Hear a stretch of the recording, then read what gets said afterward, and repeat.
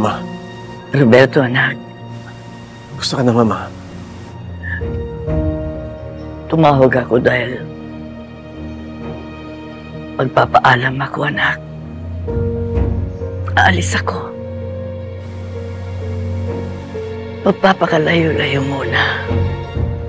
Pupunta sa lugar na siguradong ligtas ako. Mama, hindi mo kailangan lumayo. Ligtas ka dito sa bahay. Poprotektahan kita. Hindi, Roberto. Pinagtangka ng buhay ko ng papa mo dahil kay Matilde.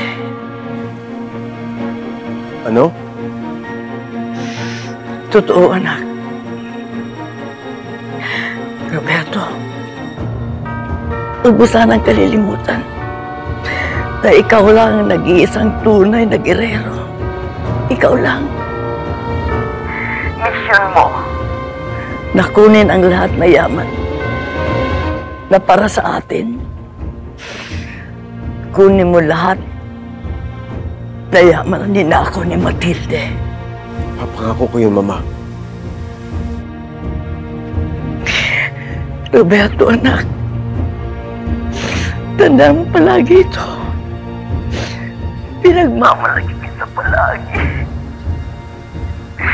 Dahil sa mga sakripisyo mo. Sa lagi mong pagpaparaya na walang tanong-tanong. Ikaw ay ikaw, Roberto.